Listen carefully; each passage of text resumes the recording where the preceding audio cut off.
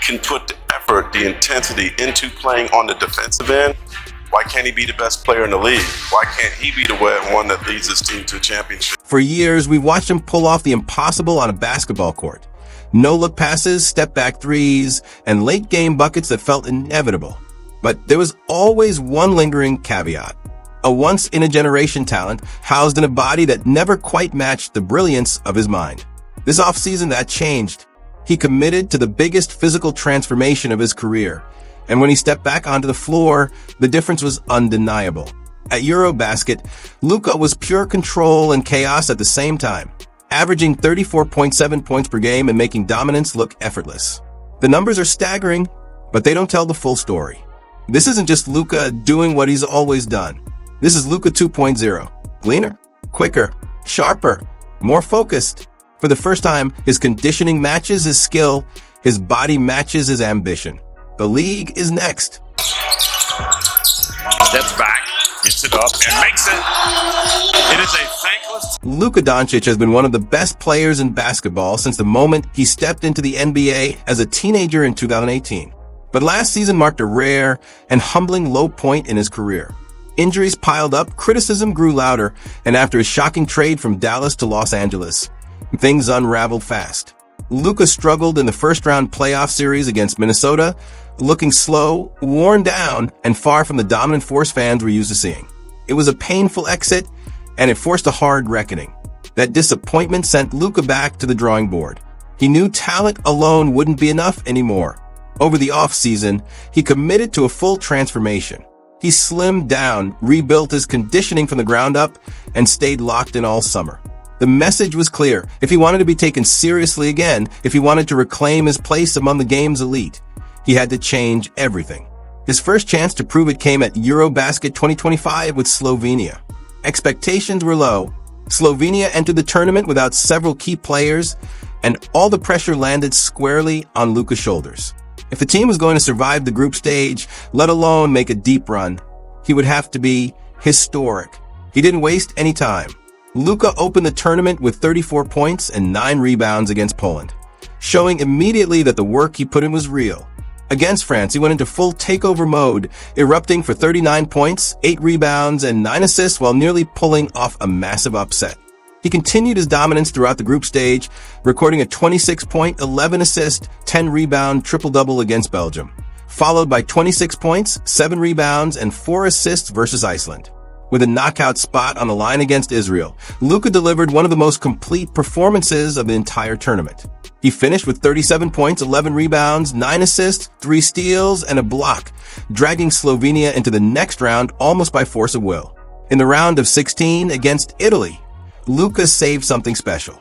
He exploded for 22 points in the first quarter and had 30 by halftime.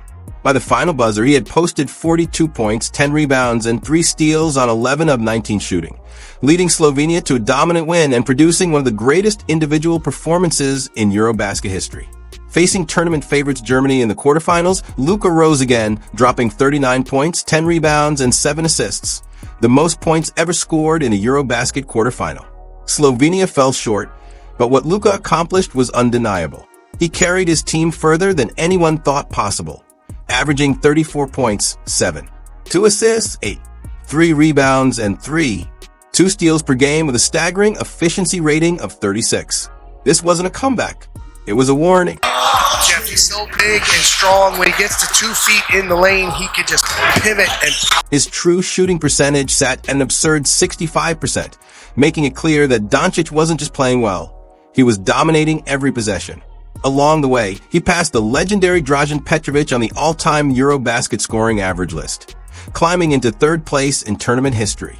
This wasn't just another hot stretch. It was a statement.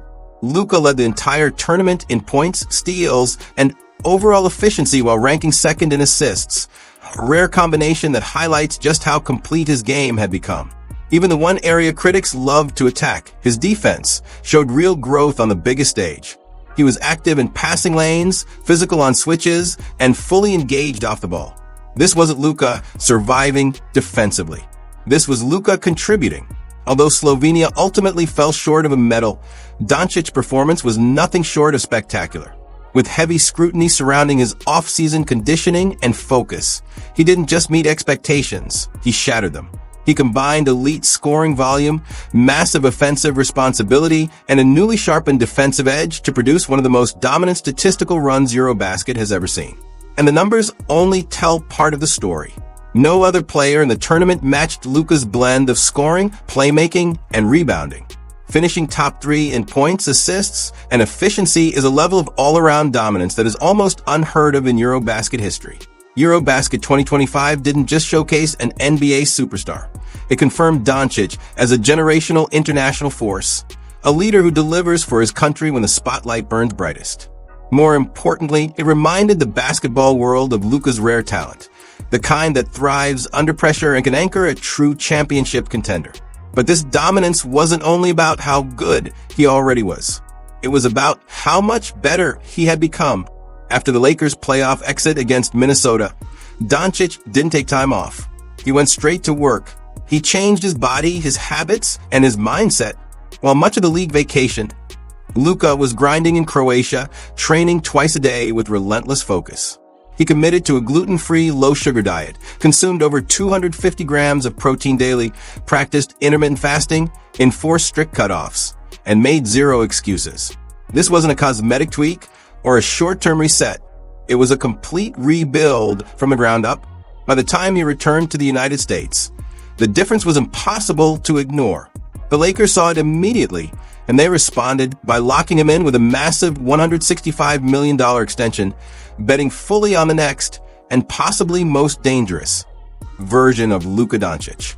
Luka fakes Rudy out of his shorts, then throws up a 10-footer good. With Eurobasket serving as the first real test of the new Luka Dončić, one thing became immediately clear. His biggest weakness had transformed into a legitimate strength. The scoring dominance was still there. The massive usage was still there. Everything fans expect from a Lakers superstar showed up on schedule. But this time, something felt different the moment he stepped on the floor. The first thing that jumped out was his speed.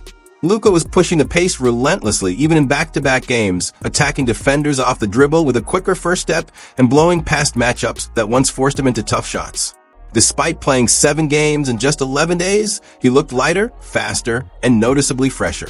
He sprinted coast to coast in transition, absorbed heavy minutes, and never showed the fatigue that used to follow him late in tournaments. That improved conditioning showed itself most clearly on the defensive end. Night after night, Dončić stayed fully locked in, making defensive plays that became highlights of their own. In past years, he often had to conserve energy for offense, which led to lapses on defense. His instincts were never the issue. Stamina was. Now he finally had it. What Europe witnessed wasn't just Luka Dončić the scorer. It was a fully conditioned, fully weaponized version of him, capable of impacting every part of the game. This was Luka 2.0, and he looked ready to remind the basketball world that he belongs at the very top. After dragging Slovenia through a dominant Eurobasket run, Luka could finally shift his focus back to Los Angeles. And judging by what we saw, he might be the single best thing to happen to the Lakers this offseason. Even with all the trades and signings they made, Eurobasket wasn't just a preview of Luka magic. It was a glimpse of something more dangerous. Back in the NBA, Luka will have far more support than he did with Slovenia. That alone makes it easy to imagine how much more he can unlock in Los Angeles. Offensively, he was unstoppable overseas, but it was his defensive activity that truly turned heads. For years, critics labeled him a liability on that end. At Eurobasket, he was everywhere, jumping passing lanes, battling in the post, closing out with purpose. So much so that he generated legitimate buzz for Defensive Player of the Tournament honors, something that would have sounded impossible just a year ago. He also shot the ball more efficiently than ever, averaging 7 points per game on an outrageous 65% true shooting. He maintained nearly a 50% effective field goal percentage on massive volume. At the international level, numbers like that are almost unheard of. Still, no matter how great Luka is, and he is truly generational, no one wins alone. Every all-time player needs the right cast around them. And by all accounts, the Lakers quietly had one of the most effective off-seasons in the league. Despite limited resources, they added DeAndre Ayton, Marcus Smart, and Jake LaRavia.